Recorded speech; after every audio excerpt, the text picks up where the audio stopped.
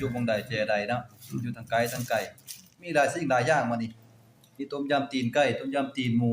อันนี้ปลายังรส ปลาคอโคเสียบ ปลาเตี้ยม สบายดีเนาะพี่น้องพ้องปลายเนาะวันนี้ก็ว่าไปซื้อกับข้าวเนาะตลาดจังวะ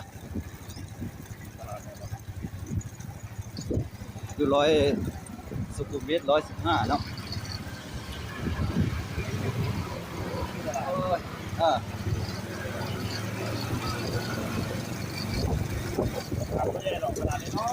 ตลาดง่ายปานใดดอกตลาดน้อยๆนี่แหละบ่ได้ซื้อกับข้าว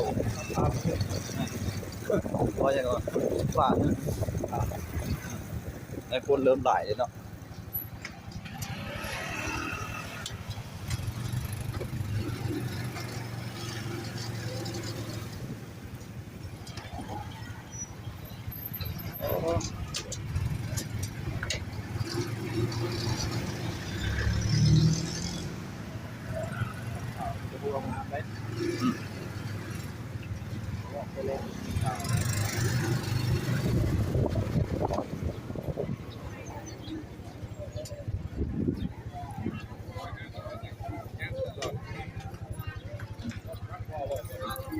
ซิงเป็นซิงนะซุปเปอร์เฮานี่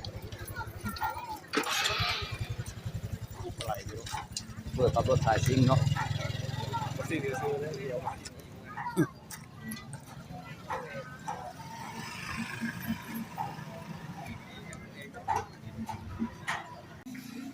ตอนนี้ก็มาฮอดห้องพอดีเนาะโอ้คนหลายดิ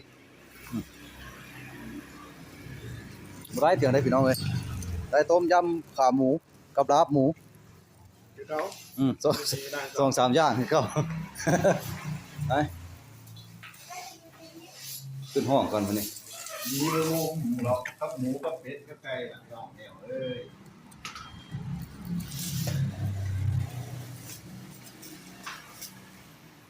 โอ้ยทางขึ้นกับมืดตึ๊บอยู่ว่ะ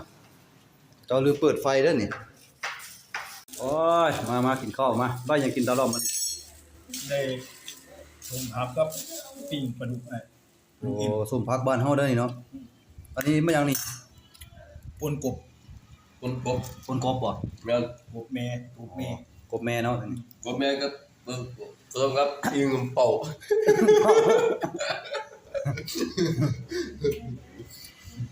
เลิกเวียกจังโมงรถมานี่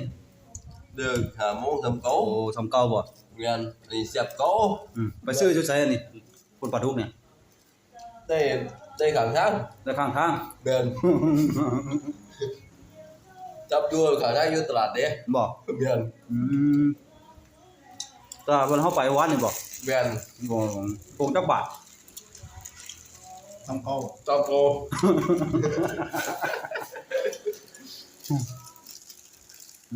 ขอฝากตามพี่น้องเด้อผู้ แต่ ที่ ว่า เข้ามา ปลา รับ ดุก ชม ตอ เนาะ ดมือเด้อ อันนี้ก็เป็นมาขายใช้งานในเมืองกรุงเนาะค่อยๆก็ได้มาเฮ็ดการเฮ็ดงาน กินซ้ำสาย หากินซ้ำตายหาเจ้ากินซ้ำก็เข้ามาเห็นในช่องมาหยังก็เป็นกำลังกำลังใจให้แน่ขอฝากไว้ในอ้อมอกอ้อมใจทุกคนแน่ที่เขามารับชมคลิปเนาะ สวดเบิดเพราะว่าอย่างวันนี้คอมันแพงไอ้ ต้องแพงบ่โจง แม นี่ นหมาตั้ง80,000เนาะข่อยเลยว่าบอกแม่ข่อยบ่เอาเมียน่ะถ้าเพิ่นอยากได้กันหอดเสื้อผ้าเลยมาเลย บ่ แม่น รถได้เอาบ่เมียเนาะ เขาวัด บ่เข้าวัด แม่น ของแพงทุกกันเอา2 บาทนึง80,000เนาะเอาบ่ได้รวมค่าสินสอดค่าหัวค่าหมูค่าไก่เด้อ คลิปนี้ก็บ่มีหยังหลายเนาะพี่น้องกองไปขอกล่าวคำว่าสวัสดีและสบายดีเด้อขอฝากไว้ในอ้อมอกอ้อมใจญาติพี่น้องทั้งหลายนี่เด้อพอหน้าพอตากันในคลิปใหม่เด้อบ๊ายบาย